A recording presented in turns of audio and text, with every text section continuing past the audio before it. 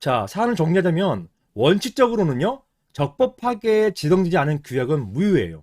그리고 사안 같은 경우는 무효라는 게 밝혀졌어요. 왜냐하면 관리회사가 마음대로 만든 것이고 여기에는 누구의 동의도 없었습니다. 서면결의든 집회결의든 없었습니다. 이거는 제 의뢰인이었던 관리단도 인정했던 사안입니다. 자, 그 경우에는 집합건물법이 관리의 근거 규정이 되는 것이죠. 그게 17조입니다. 실무에서는요, 이런 경우에 관리규약이 무효라는 점, 즉 관리규약 따르지 않고 법을 따라야 된다라고 하는 것에 대한 입증이 누구에게 있냐면 이 무효를 주장하는 자에게 있어요. 그렇게 보고 있습니다, 실무가. 그러다 보니까 더 디테일하게 얘기하면요, 만약에 이 관리규약 제정된 게 한 2년이나 3년, 즉 관리규약 제정에 대한 어떤 자료가 남아있다라고 볼 경우에는 이거는 관리단에게 입증하라 라고 하는 경우가 많아요. 왜냐? 자료가 있을 것이니까. 그런데요, 만약에 시간이 수년이 흘렀어요. 이 경우에는 자료가 수정되지 않습니까? 게다가 집합권법에는요, 이런 관리단 집회, 서면결의든 이 집회 자료를 보관하고 있는 그 기간을 설정해 놓지 않고 있어요. 수년이 흐르다 보니까 자료가 다 없어질 수 있잖아요. 그러다 보니까 이걸 입증할 수가 없습니다. 그리고 이걸 가지고 관리단에게 여기에 대한 자료를 달라 할 수가 없는 거예요. 그래서 실무에서는, 즉 법원에서는 이걸 무효로 주장하는 사람이 그것을 입증하도록 하고, 만약에 유효 입증을 못할 경우, 보시는 것처럼 관리규약에 무효를 입증하지 못할 경우에는 결국 그 반대 효과로서 규약이 유효한 것으로 보는 경우가 많습니다. 이런 경우가 빈번해요. 다시 한번 말씀드리면 관리규약의 유효 무효를 주장하는 것은 만약에 관리규약이 만들어진 지 얼마 안 된다 하고 할 경우에는 관리단에게 입증하라, 이게 유효하다는 걸 입증하라 라고 하는 경우가 있어요. 하지만 시간이 좀 오래 흐른 경우, 제가 받은 판결은 6년짜리였거든요. 6년 같은 경우를 하더라도 이 자료가 모두 없어졌기 때문에 관리단이 입증할 수 없습니다 했습니다.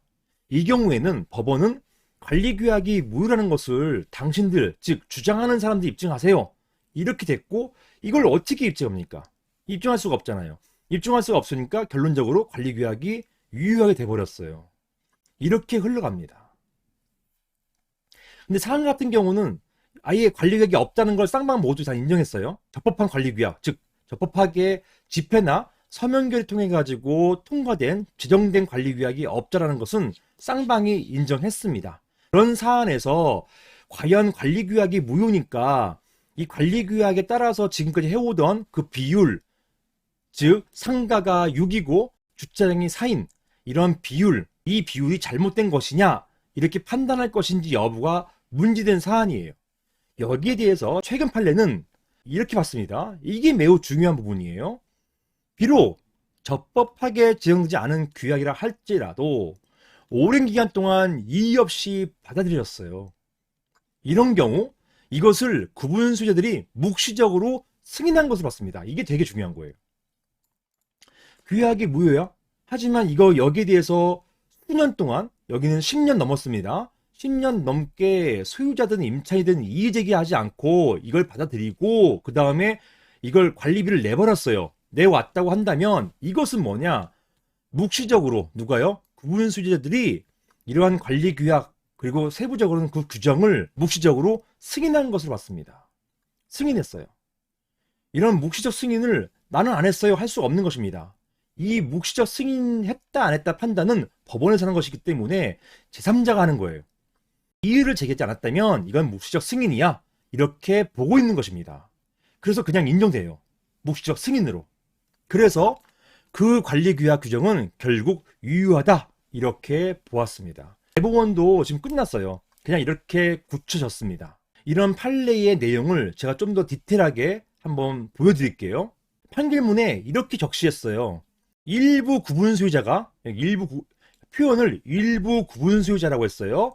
일부 구분 소유자가 해당 규약의 존재와 내용을 알면서도 아무런 이의를 제기하지 않고 이를 이행함으로써 규약 중 해당 조항의 구속력을 받아들여서 이를 묵시적으로 승인한 경우에는 그 규약 조항에서 정한 내용대로 의무를 부담해야 한다. 따라서 10년 이상 상당한 기간 동안 일정한 방식으로 산정된 관리비가 부과된 데 대해서 구분 수재들이 관리비 산정 근거 및 부과 방식을 알면서도 사항 같은 경우 상가 그 다음에 주차장 비율이 6대4라는 것을 알면서도 이의를 제기하지 않은 채 관리비를 지속적으로 납부해온 이상 관리비 산정과 부과 방식을 묵시적으로 승인한 것이다. 이렇게 보는 것이 상당하다라고 보았습니다. 자, 이러한 판례 및 실무의 틀을 비춰보면 상가와 주차장의 부담 비율은 종전대로죠. 종전대로 6대4, 상가 6, 그 다음에 주차장 4 이렇게 유지될 것으로 보입니다. 이게 판례 태도예요. 이상입니다.